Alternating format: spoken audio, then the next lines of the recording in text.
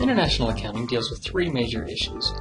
First, you have policy that is determined by organizations such as the United Nations and the OECD.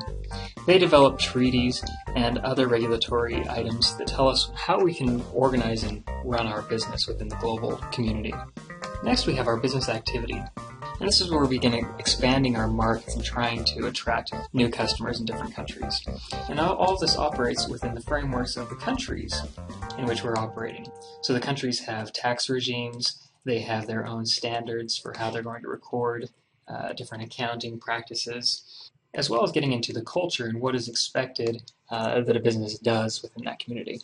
The first exposure that a company has when operating internationally is when they begin selling goods and services to an organization or a customer that operates in a different country. So here we've sold a good to this company and they promised to pay us in Japanese yen. The goods were worth $1,000 and we agreed to accept payment in Japanese yen for 100,000 yen. That's at an exchange rate of $1 to 100 Japanese yen. On these credit sales, there's usually some time that goes by between the time we sell it and the time we collect the cash. And so this exchange rate may change. So let's assume that in the 30 days that it's taken to complete this sale, that the exchange rate has gone from $1 to 100 yen to $1 equals 110 yen. So when our customer pays us the 100,000 yen, we're actually only recording $909 in the collections because of the exchange rate. If we look at this from a journal entry perspective, the original entry was a debit to accounts receivable for $1,000 and a credit to sales for $1,000. When that payment is received, we're going to debit cash for $909, which was the exchange rate equivalent of the 100,000 yen. We're going to record a credit to our accounts receivable for the $1,000 in the original accounts receivable. And then $91 is going to be debited to a loss on foreign exchange. So all of a sudden we have this new element in accounting that we didn't deal with before, namely a loss on this foreign exchange market rate. There are a couple things that a company can do about this.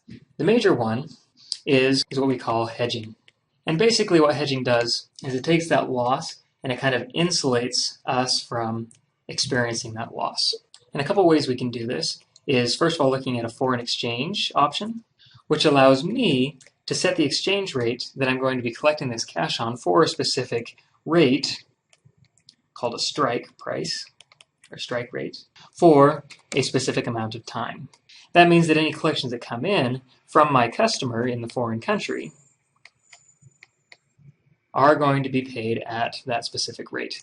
This is not mandatory. For example, if the rate goes in my favor, then I can record the gain and not have to honor the original contract. But it insulates me from some of these losses. The second option is what we call a forward contract. And this means that I make a deal with the bank where I pay them 10% now, and that locks me into my exchange rate for a certain period of time. When my customer pays me, I'm going to pay the rest of the amount that I owe the bank at that locked rate. So again, I'm hedging from the loss that I would have encountered had I gone with a pure exchange rate. At some point, my company is not going to simply want to deal with these foreign transactions, but they're going to want a bigger piece of the pie. So they want to be able to meet the demands of their customers in these foreign countries. Let's assume that I have a whole bunch of customers in Brazil that have a huge demand for my goods and services. In order to meet that demand, there are a couple options that I can take. The first one is called a Greenfield Approach. And in the Greenfield Approach, I look out in the market and I say, okay, there's nothing really there. It's a new market. I want to be the king of it, so I'm going to construct a division and build my own subsidiary in that organization. So I build my business from scratch in order to meet some of that customer demand. If something already exists, then I may go the acquisition route where I have a company that already exists there, and I will simply invest in them or I will acquire them entirely. Again, another way to meet demand. And all of this constitutes a term which we call foreign direct investment, or FDI. Foreign direct investment is huge. It accounted for $1.4 trillion in 2012 from the global economy. But this isn't without some sort of risks as well. These new organizations that I'm dealing with have to comply with local standards. If I'm in Brazil, I'm dealing with IFRS as well as Brazilian GAAP. And I have income tax that I have to pay to the local regime. When I'm sending all those reais back to the United States, I also have to pay income taxes to the US government based on those foreign remittances. And sometimes there are some allowances for the amount of tax that I already paid. The final thing that I have to worry about when I'm operating in a foreign country is that oftentimes between the parent company and the subsidiary, I may exchange goods between the two different divisions. And they call this transfer pricing. Transfer pricing is good because I'm exchanging these goods more advantageous rate than I would have in the open market if I were going out and buying it. But it also creates some issues with how we record our taxes.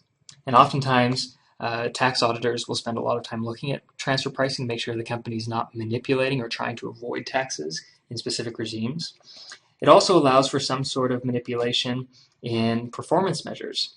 So a manager who is operating in the foreign subsidiary who wants to have bigger sales may transfer goods to another division in order to boost sales so that he gets a nice big fat bonus check. So the company's going to send auditors in order to evaluate what's going on throughout this business. So these include the internal auditors from the company themselves, as well as the external auditors who are going to be validating management's assertions. When the auditors come in, they face a few challenges. For example, in the cultural issues, not understanding the language or how the operations function. They also have to be familiar with, again, those accounting standards, IFRS, GAAP, as well as generally accepted accounting standards in the country that they're going to be working with. So this creates a whole bunch of different issues that don't exist in normal operations of a business. So when we look at the global economy, the global economy is a huge deal. As I mentioned before, foreign direct investment, where those companies are investing in other places, accounts for $1.4 trillion in 2012, and it's been fairly stable up and down the last couple of years. Also, these multinational corporations have a huge piece of the pie, accounting for a full 10% of the global GDP. And last but not least, stock exchanges across the globe, such as the New York Stock Exchange, Bovespa, the FTSE, the London Stock Exchange, Hong Kong, have cross-listed companies, which means that these organizations have to comply with the different regulations and authorities in these different markets. The New York Stock Exchange itself has over 500 companies that are cross-listed in other stock exchange markets as well.